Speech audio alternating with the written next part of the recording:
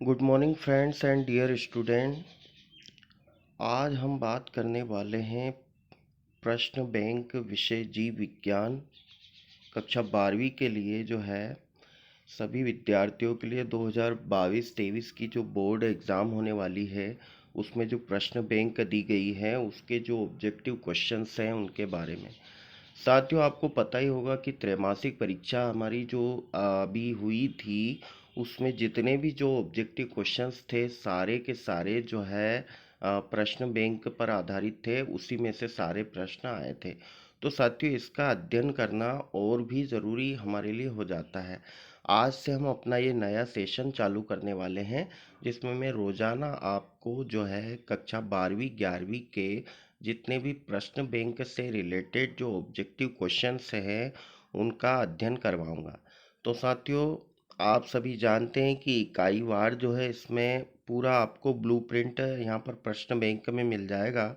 इसमें कौन सी यूनिट से कितने अंक के जो है प्रश्न पूछे जाने हैं, आप स्क्रीनशॉट ले सकते हैं। यहाँ पर ये 5 यूनिट है हमारी बायो में: जनन, आनुवांशिकी तथा विकास, मानव कल्याण में जीव विज्ञान, जैव प्रौद्योगिकी और पारिस्थितिकी। साथियों, हम जो है आज बात करने वाले हैं सबसे पहली जो यूनिट है 2022-23 में कक्षा 12वीं विषय। सबसे पहला जो है पाठ्यक्रम में से क्या क्या हटा गया है, तो सबसे पहला जो चैप्टर है वो हटा दिया है जीवों में जनन, खाद्य उत्पादन वृद्धि की कार्यनीति, पर्यावरण के मुद्दे। चैप्टर फर्स्ट 9 और 16 को जो है हटा दिया गया है सिलेबस से। तो साथियों, हम पहला जो चैप्टर है दूसरा जो चैप्टर है हमारा पुष्पी पौधों में लैंगिक प्रजनन, उसके बारे में आज बात करने वाले हैं। तो साथियों, पहला जो है बहुविकल्पी प्रश्न इसमें हम देख लेते हैं।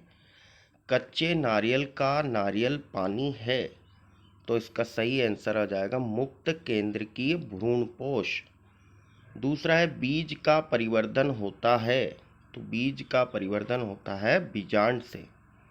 पराग कोश के अंदर की भित्ति है, तो इसको हम बोलते हैं टेपिटम। चौथा जो प्रश्न है पौधे में निषेचन की खोज किस वैज्ञानिक ने की, तो ये की थी स्ट्रॉसबर्गर ने। दूसरा है द्विनिषेचन की खोज किस वैज्ञानिक ने की, तो ये नवाज़ ने की थी द्विनिषेचन की।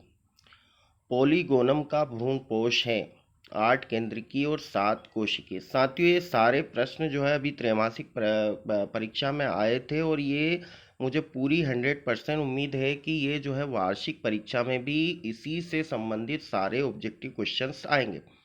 तो इसको बहुत ही ध्यान से आपको पढ़ना है।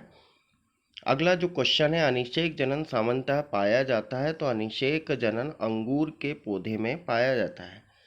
केसर पौधे के किस भाग से प्राप्त होता है, तो केसर जो है स्त्री केसर से प्राप्त होता है। अंजीर के पौधे में किस प्रकार का पुष्पक्रम पाया जाता है, तो पहला है इसमें उदुम्बरक पुष्पक्रम इसमें पाया जाता है।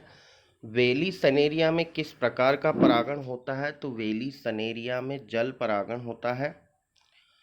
दूसरा जो है रिक्त स्थानों की पूर्ति कीजिए। सबसे पहला है इसमें सत्य फल का परिवर्धन होता है, तो अंडाशय से होता है। दूसरा जो है प्रांकुर में कोलियोप्टाइल का निर्माण होता है, तो प्रांकुर का चोल इसका उत्तर आ जाएगा।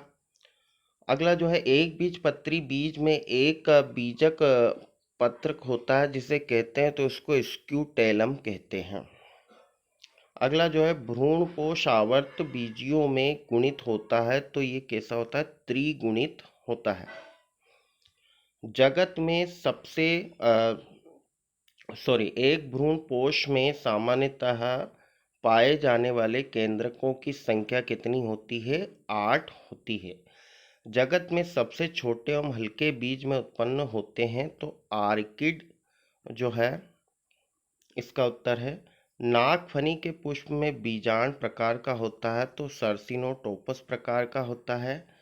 और अगला जो प्रश्न है बिना निषेचन के अंडाशय के फल में विकसित होने की क्रिया कहलाती है, अनिषेक फलन कहलाती है। पराग नलिका की बीजांड द्वार की ओर गति कहलाती है, स्पर्शानुवर्तन।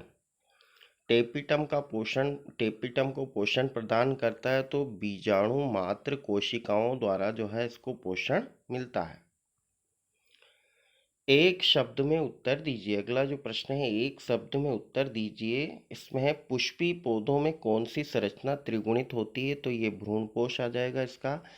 एंडोथीसियम किसमें सहायक होता है? तो परागकोश स्फुटन में। जो पुष्प सदैव बंद रहते हैं उन्हें क्या कहा जाता है? तो इनको जो है पुष्प कहा जाता है। अंडाशय से फल का निर्माण होने पर वह फल क्या कहलाता है? तो अंडाशय से जो फल का निर्माण होता है उसे हम सत्य फल कहते हैं। पांचवा जो है, किस पौधे की परागकण से त्वचा एलर्जी होती है? तो पार्थेनियम आ जाएगा इसका। आवृत बीजी पौधों में किस प्रकार का बीजांड पाया जाता है? तो एनाट्रोपस प्रकार का। पोलिनियम किस पौधे में पाया जाता है? तो मदार या आक का जो पौधा होता है उसमें पोलिनियम पौधे में पाया जाता है। पुष्प के स्त्रीकेसर भाग के नाम लिखिए। वर्तिकाग्र, वर्तिका और अंडाशय।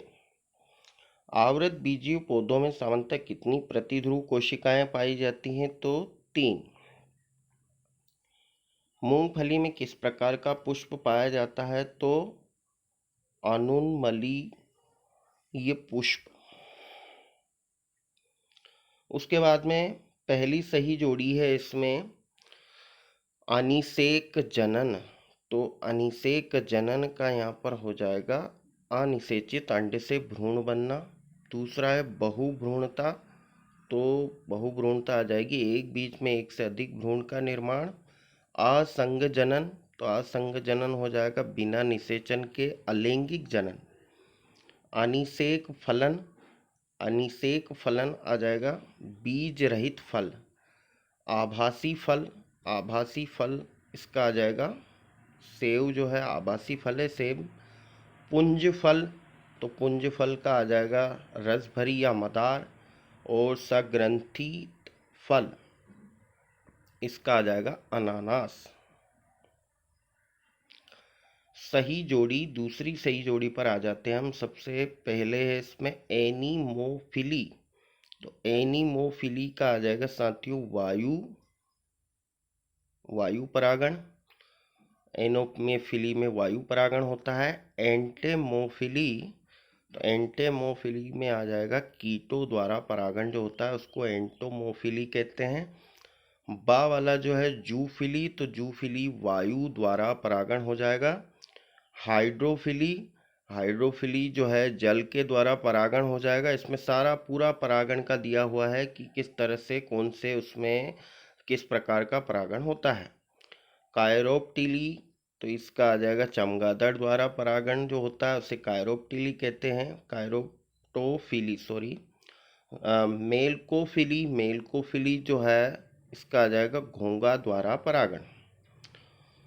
आर्नेथोथीरोफ, इसका आ जाएगा पक्षियों द्वारा परागण। और थेरोफिली इसका आ जाएगा स्तनधारियों द्वारा परागण।